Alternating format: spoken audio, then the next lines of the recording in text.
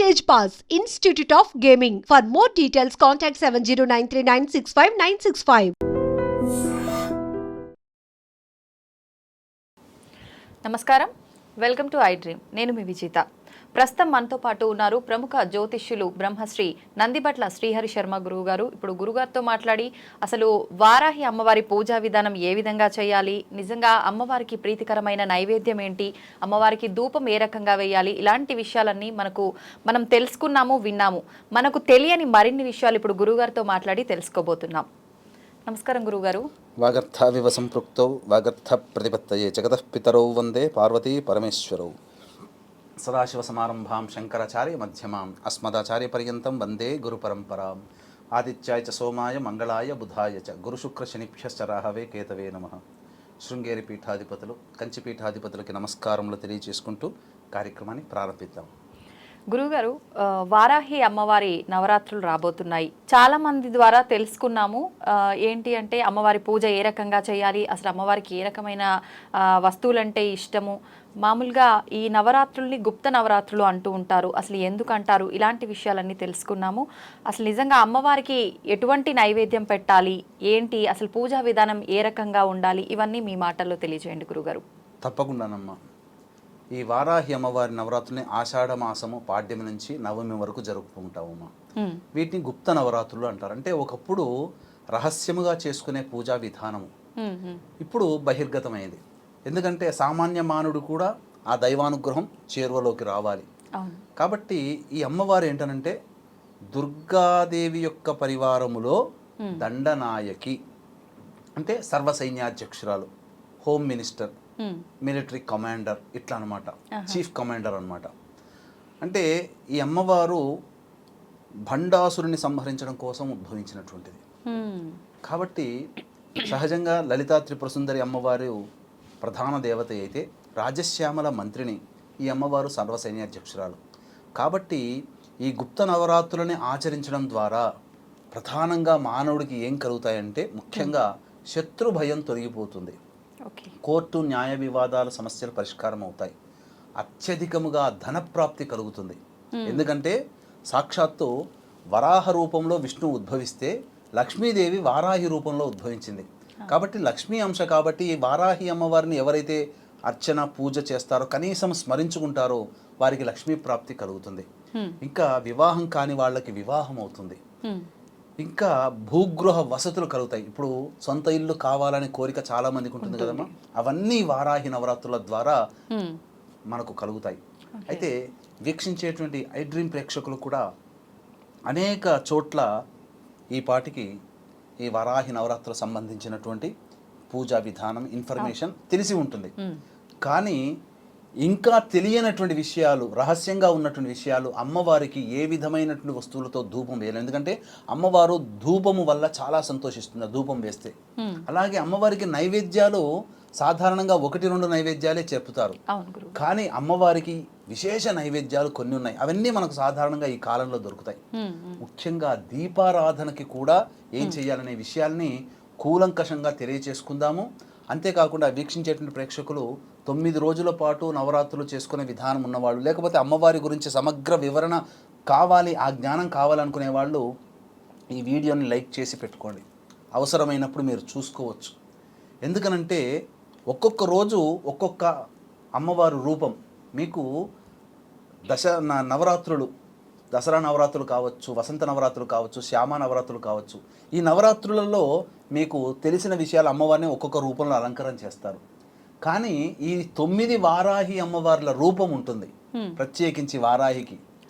కాబట్టి ఒక్కొక్క వారాహి ఒక్కొక్క రోజు ఏ రూపంగా కొలవబడుతుంది, ఆమెకు ఉన్నటువంటి శక్తులు ఏంటి, ఆమె యొక్క గుణములు ఏంటి, ఇవన్నీ కూడా ఎవ్వరికీ తెలియనటువంటి విషయాలు ఈ రోజున మన కేవలం ఐ డ్రీమ్ ప్రేక్షకుల కోసం తెలియజేస్తున్నాను. జాగ్రత్తగా ఈ కార్యక్రమాన్ని ఆశాంతం వీక్షించండి. అద్భుతమైన అమూల్యమైనటువంటి విషయాలు మీరు ఈరోజు తెలుసుకోబోతున్నారని చెప్పవచ్చు. ఇక ముందుగా ముఖ్యంగా ఈ కార్యక్రమాన్ని ఎవరు చేసుకోవచ్చు? నవరాత్రులు అంటే స్త్రీ పురుష భేదం లేకుండా అందరూ చేసుకోవచ్చు, మగవారు కూడా చేసుకోవచ్చు. అయితే గర్భవతులు చేసుకోవచ్చా అని అంటారు. గర్భవతులు అన్నప్పుడు కొన్ని ప్రాంత ఆచారాలలో కొన్ని శాస్త్రముల ప్రకారము 5వ నెల పడగానే పురిటి సూతకం ఉంటుంది. కొన్ని శాస్త్రముల ప్రకారము 7వ నెల పడగానే పురిటి సూతం ఉంటుంది. కాబట్టి దీన్ని దృష్టిలో పెట్టుకొని 5వ నెల ఆచరించే వాళ్ళైనా 7వ నెల ఉన్న వాళ్ళైనా కానీ మీరు ఈ యొక్క కార్యక్రమాన్ని చేసుకోకూడదు. ఇక అన్నిటికంటే మించి ఈ యొక్క అమ్మవారిని ఉపాసన చేయడం వల్ల అదృష్టవంతులైనటువంటి సత్సంతానం కలుగుతారట ఈ అమ్మవారిని విశేషంగా. ఇక కొన్ని సందర్భాల్లో స్త్రీలకి పూజ ప్రారంభమైన తర్వాత ఋతుక్రమము రజస్వలు అవుతారు. కాబట్టి ఎప్పుడు చేసుకోవాలి? 4వ రోజు ఇంట్లో శుభంగా కడుక్కోవడానికి, ఇల్లు శుభ్రపరచుకోవడానికి అనుగ్రహిస్తుంది, శాస్త్రం ఒప్పుకుంటుంది. కానీ 5వ రోజున మాత్రమే మళ్ళీ పూజ చేసుకోవాలి. కాబట్టి ఇట్లాంటి సందర్భాల్లో లాస్ట్ 3వ రోజులకి మీరు శుద్ధి అయిపోతే 7, 8, 9 తారీఖుల్లో, లేదు మధ్యలో వచ్చిందండి 9వ తారీఖు రోజున చేసుకుంటామంటే ఒక్క రోజైనా కానీ పూజని ఆపకండి. ఇక ఈ యొక్క పూజ సూర్యోదయం కంటే ముందే చేసుకోవాలి, లేదా సూర్యాస్తమయం తర్వాత చేసుకోవాలి. కానీ దీనికి ఉన్నటువంటి నియమం ఏంటంటే ఎప్పుడు మనము పూజ ప్రారంభించినా పళ్ళు తోముకోవాలి, దంతధావనం చేసుకోవాలి. సూర్యోదయం అయితే ఎలాగో చేస్తాం, కానీ సూర్యాస్తమయం పూజ ఉన్న వాళ్ళు కూడా దంతధావనమే చేసుకోవాలి. చేసుకొని అప్పుడు పూజ ప్రారంభించాలి. తలమించి స్నానం చేయాల్సినటువంటి అవసరం ఏమీ లేదు. మగవాళ్ళైతే తలమించి స్నానం చేస్తే విశేషము, ఆడవాళ్ళైతే మొదటి రోజు ఆఖరి రోజు చేసుకుంటే చాలు.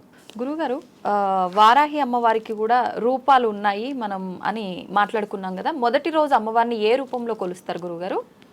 మొదటి రోజు అమ్మవారిని ఉన్మత్త వారాహి రూపంలో కొలుస్తాము, ఇంద్రాణీదేవి రూపంలో కూడా కొలుస్తాము. ఈ ఉన్మత్త వారాహి అమ్మవారు ఎలా ఉంటుందంటే పురుషుడి యొక్క స్వరూపము వరాహమైతే స్త్రీ రూపంలో ఉన్నటువంటి స్త్రీ వరాహం ఇది. అమ్మవారికి 8 భుజాలు ఉంటాయట. ప్రతి భుజంలో అంటే ప్రతి చేతిలో ఒక దంతము ఒక కమలం పట్టుకొని ఉంటుందట ఈ ఉన్మత్త వారాహి. ఈ అమ్మవారి యొక్క వాహనం గేదె, దున్నపోతు మీద కూర్చొని ఉంటుందట గేదె వాహనం. ఈ అమ్మవారికి ఏంటంటే ఎన్ని కష్టాలు వచ్చినా దగ్గరుండి ఆ కష్టాలని తీరుస్తుందట ఈ అమ్మవారు.